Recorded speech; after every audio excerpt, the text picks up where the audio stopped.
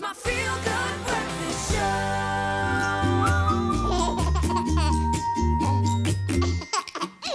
Oh, I love that sound. Welcome back. You're live with Expresso. It always catches me by surprise and puts a smile on my face. It's time for Baby Talk, and we've just wrapped up World Breastfeeding Week and understand that now we at least have been educated that milk contains a lot of the essential nutrients babies need to keep healthy and strong to build that immune system. And if you're wondering how to build up a well-functioning immune system for your baby's protection against infections and allergies, then you've come to the right place. And we've got our trusted infant specialist, seems to sell her short, Meg Faure, on the couch to tell us a little bit more. She is behind the Baby Sense phenom, because it is a phenom. I don't think there's a parent alive who hasn't, certainly in South African context, who hasn't kind of connected to the Baby Sense.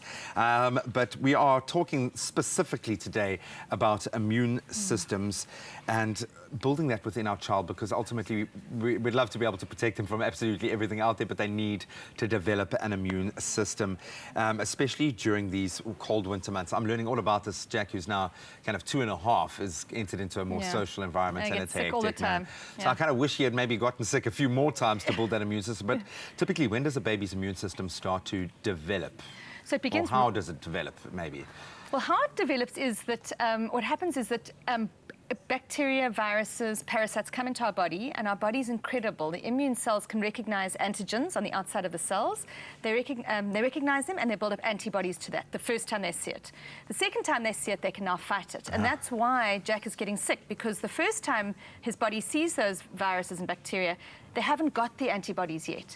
But in the exposure, they actually build up the antibodies, and the next time he sees that virus or bacteria, he actually won't get sick with it, because he'll have that immune system response already established. Well, we've already chalked off about 5 different conditions in 3 weeks.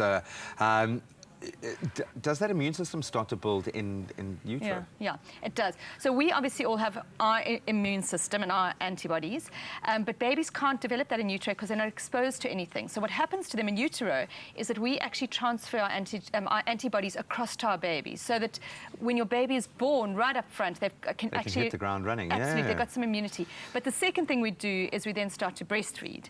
And we know that, and you mentioned it earlier on, is that breast milk is full of antibodies, and particularly colostrum, which is that very early phase, first 3 days. That's why we say it's absolutely essential to breastfeed those first 3 days, and hopefully on from there, because your baby gets those antibodies. And obviously we say when possible, because we know that it's not possible for Always, every mother, but there are a number of ways that you can work around that space.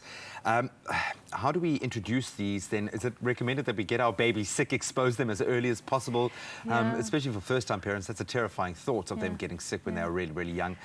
When should we be exposing them or allowing them to be exposed? You're not like you're going to put your child in a chamber where they can get sick, you know? Yeah, so, I mean, look, I think you're not going to take a newborn baby and expose them intentionally, because when they are sick, it disrupts their sleep and it disrupts their feeding. So that's out of the question. They should be developing when they need that energy to grow. Yeah. But having said that, you know, in the toddler years, and that's exactly where Jack is now, he needs to be exposed. So he'll be at playgroup, and he'll get exposed to a snotty nose and a little cough, and he'll get sick, and that's how he'll develop his immunity. And we actually say that little ones need to be sick about 14 times with minor illnesses. I'm not talking about major illnesses. Tick it off. I feel like I'm doing lines on a prison wall.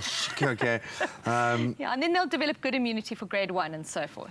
Where do vaccines then step into that space? Okay, so vaccines are absolutely essential. There's no question that vaccines are the most incredible life-saving kind of progress that medicine has made over the last 100 years. And they are essential. And what they do is that they expose your baby to a little bit of the antigens with regards to the viruses and the bacteria, so that your body can build up these antibodies. And so they are very important. Trigger the system. Trigger the system, yeah. And I'm going to ask a very quick answer, an age. When should we stop sterilizing? Because my house was like a unit where we were like in plastic bags walking around. So when do we stop doing that? As soon as your baby's moving. Because as soon as he's moving, he's got everything in his mouth anyway. What's the point of sterilizing? I was way off. So we learn something new every day. We'll continue to talk about boosting immunity within our little ones with Meg in just a moment. It's my feel-good breakfast show.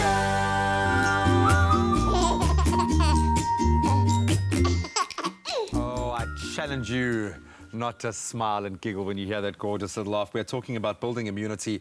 We've got Meg here, obviously, behind the phenom that is Baby Sense, but also a really close friend of ours here on Express that has helped guide us through our own baby journey. And when your baby is moving into that toddler phase, obviously, immunity takes on a whole different relevance, as I'm finding out when they've got to now enter into a social framework. You know that, yes, them getting sick, and you said up to 14 times is when they start to get the full arsenal of germ-fighting immunities, but you also would like to be able to immunize and get them to a point where they can kind of fight off and fend off, especially with the more extreme kinds of sicknesses. How can we build the immunity in our older babies, in our toddlers specifically, without them always getting sick? Yeah. Are there ways that we can do that? Definitely. And your very first artillery there is actually diet. Oh, wow. So your baby should have a really healthy diet with lots of fruit and vegetables. And as long as they're having that, they don't actually need supplements. Same as you when you want to fight a cold. Absolutely. The problem is, as you probably know, is that toddlers don't eat well. And that's the problem. So it makes us really anxious because we know they need to get the fruit and veggies in and they're not eating it. And that's where we start to say you can supplement either with a smoothie of some sort. Baby bullet. Or just smoothie it. Smoothie it. Absolutely. That's exactly. And if your toddler's not eating well in the day, I'd actually do say that. Baby bullet, whatever supper would have been, with some nice fruit in it as well, so it's sweet, in the evening, and give that to them as a dinner, and that's absolutely fine. And keep experimenting, because often we're limited by our own taste palates, and it's only because of the show that I've had my kind of consciousness expanded to know what's available. But keep experimenting, because you might find something like my boy loves fish, and I've never been a fish like, and I'm still amazed that I'm like, but now we're cooking kind of white fish and things that I would normally stay away from because I just don't like the smell of it. But we're discovering all sorts of things. You might find something in a beetroot or maybe even garlic, where he loves lemon. Brilliant. Things that you just wouldn't assume, but there are tools that you can utilize. Absolutely. Just experiment. And garlic and lemon are two that are really, really good for immunity, really awesome. And then the other thing is, if they're not good eaters, then you can supplement. You know, then get yourself some zinc and vitamin C.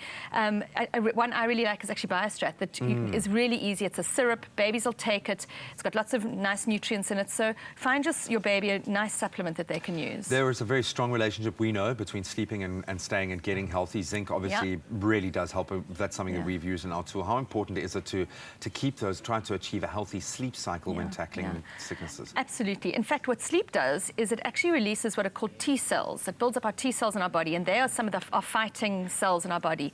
So getting your little one to sleep regularly, and for yourself as well, is incredibly important. So getting to bed for toddlers by 7:30 absolute latest, and toddlers should be having like 10 to 12 hours of sleep at night. So making sure that they are having good long stretches is important. How do we keep ourselves healthy while our children are passing our little carrier monkeys bringing home every sickness? Same story. Supplement, diet, sleep. Don't you dare say sleep. Don't you dare say sleep. Is there when we talk about smoothies, when we talk about foods that have really worked for you, is there something that in your heart of hearts you like go to every winter that you try to use to keep yourself, to keep your little ones healthy? Yeah, so citrus is really good, and we're lucky because citrus is a winter fruit, so that's perfect. I actually use green tea as well, so that does have caffeine in, so you wouldn't get that to little ones, but certainly as adults it's really good, full of antioxidants, so that's really nice. And calming, I think, is also quite good for the parents of a toddler. Absolutely. Yeah, so mainly sticking to those, and then making sure that you are having some outdoor time if you can in the sunshine, because vitamin D is also important. So all of these ways to get vitamins through diet and through exposure outside is really important. Yeah, and rein in. I know we want to keep a sanitary household, and it's not to say be silly about that, but get a little bit less precious when your toddler is crawling around, because they're going to do it anyway. You don't even know the things that they've probably stuffed into their mouth that you haven't seen, but it's an opportunity for them to build that immune system. Absolutely. So, show a little fortitude. Your little one will be just fine.